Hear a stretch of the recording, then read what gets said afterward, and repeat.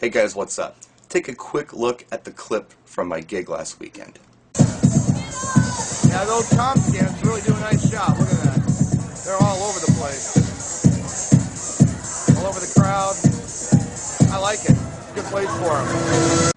We had a couple of different lights going on there. We had the Visi LED spots, and we also had these right here, the ComScan LEDs, which are a great little scanner from American DJ. Now, I have the ComScan LED system, which comes with a couple of things. Two of these handsome little LED scanners. Also comes with a DMX cable and a UC3 remote control. I hate DMX. That's my dirty little secret. I can't stand it. I don't use it. Most of my lights I use in sound active mode and just let them do their thing.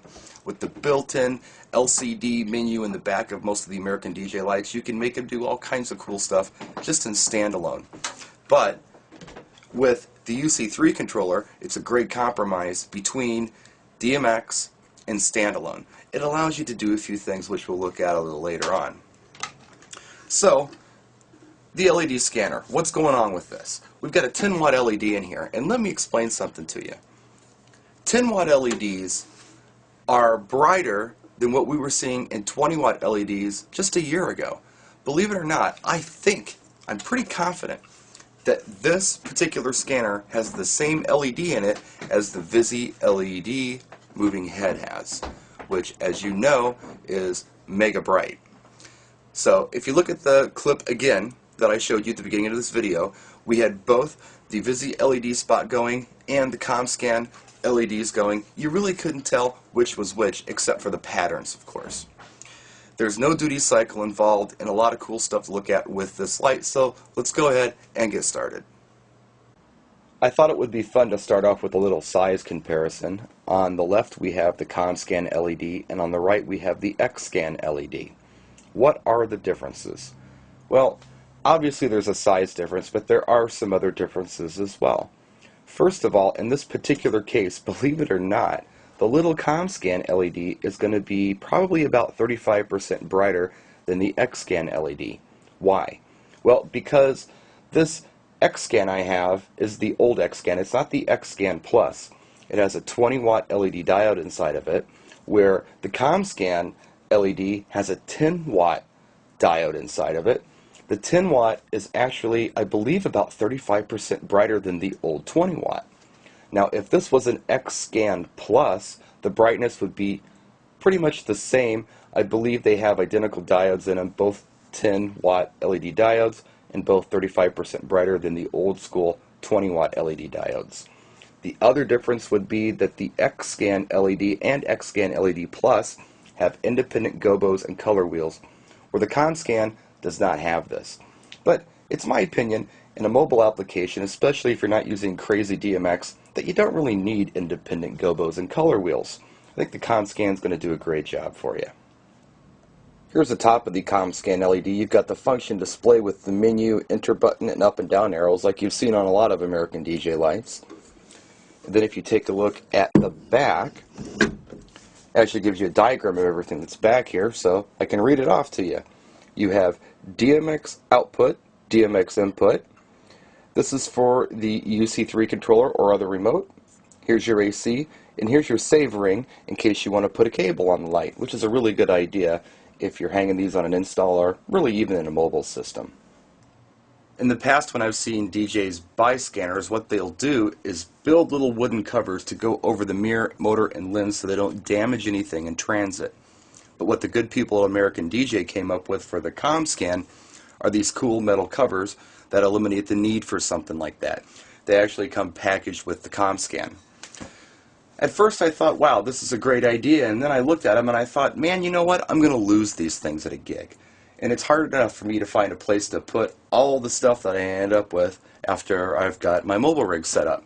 And then I came up with a cool little trick that you might want to try. What you do is you take off this thumb screw on the top that's holding this plate in place, take it completely out. Then you loosen the bottom one, but don't take it out all the way.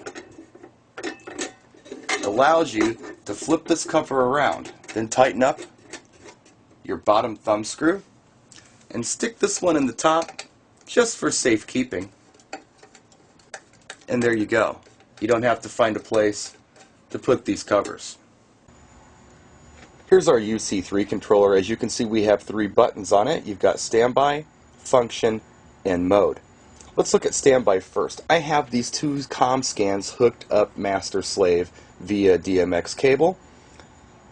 I hit the UC3 controller standby button one time, and look, we go into blackout, but we didn't turn the lights off completely. Hit it a second time, and bam, the lights are back on.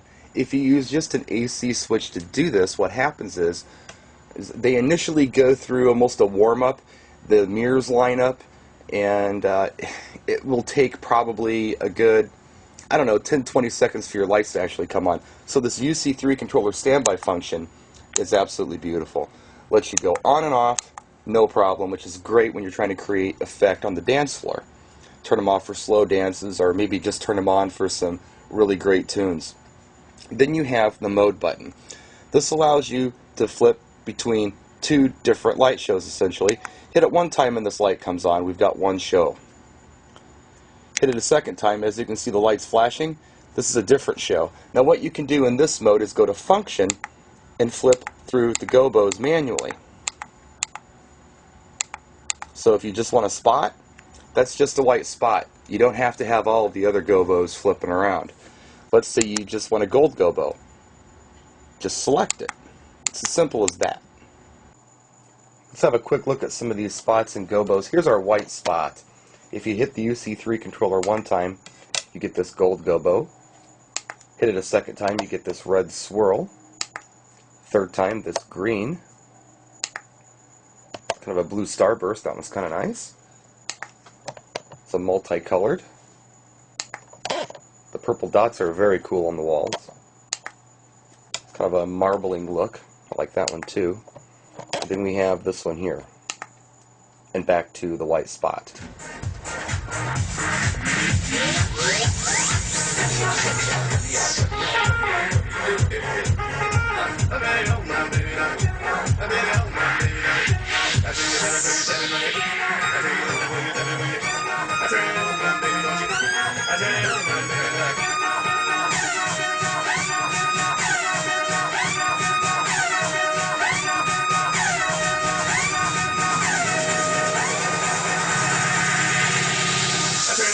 Baby, don't you get me out?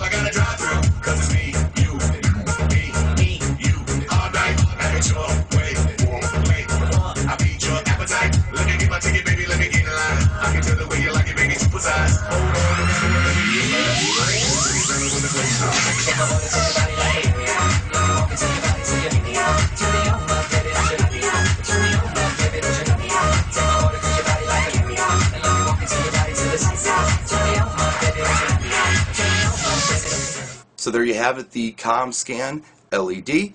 I love this light. This was the most impressive light that I saw at Mobile Beat Las Vegas 2010 by far. Even if you look at the American DJ video, they asked, what's your favorite light?